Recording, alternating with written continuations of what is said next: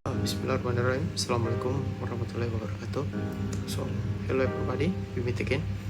So, in this video, I will explain it about experimental research. Next. So, before I begin, so let me introduce myself. My name is Marso Amigo, and that's my name. And so, this video is intended to fulfill the last project or UAS for course metode penelitian by direct lecture Dr. Mangleda, and I am a student from English Education study program in IAIN Parepare. So let's jump into our material. Next, so the first one, what is experimental research? So according to Sugiono 2018, experimental research is a study conducted to determine the effect of a specific treatment on other variables under controlled condition. So this research aims to reveal cause and effect relationship by using an experimental group which receive the treatment and a control group which doesn't not receive the treatment. So basically, what is experimental research is about exam cause and effect relationship by manipulating the independent variable and observing its effect on the dependent variable.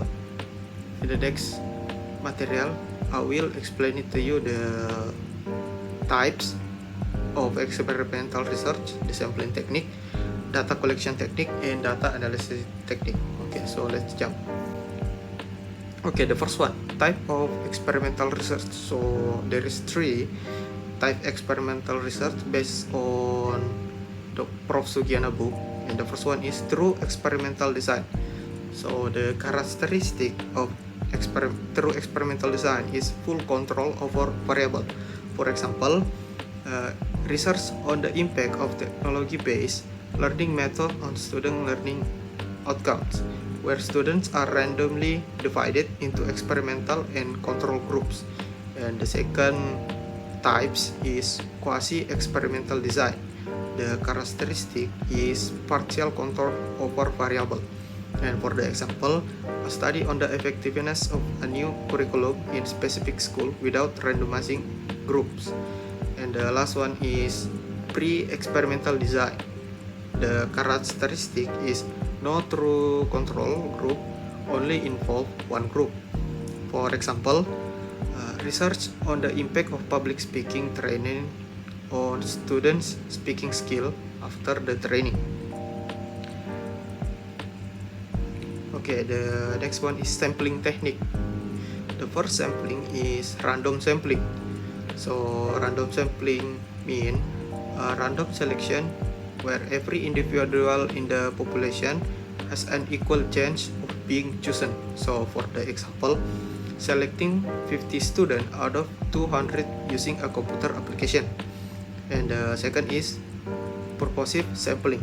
So it means samples are chosen based on the specific goals or relevant criteria. For example, selecting students with average grades to test the effectiveness of a specific learning method. And the last is cluster sampling. So samples are taken based on the group or cluster. For example, selecting one class out of 5 existing class in a school. And the next is data collecting technique. So there is 4 data collection technique. The first one is observation. So observation, for example, observing student behavior during the learning process using a new method.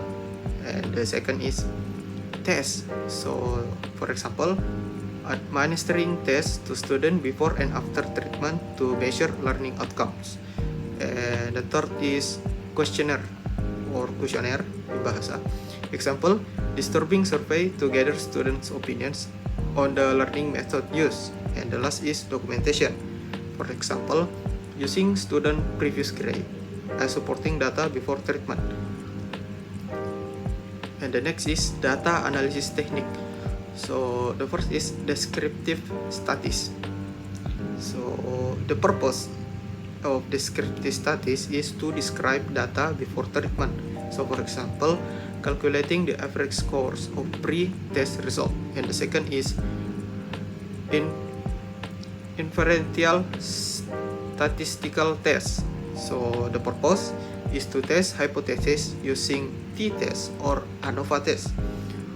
For example, using a t-test to compare post-test result of the experimental and control groups. And the last one is analysis of variance, aka ANOVA. So for the purpose of ANOVA is used when there are more than 2 treatment groups. For example, testing the impact of 3 different learning methods on student outcomes. We are in the conclusion. So the conclusion is experimental research is a useful method for studying cause and effect relationship by testing and controlling variable in a structured way. So by carefully designing experiment and analyzing the result, this method provides reliable and accurate finding.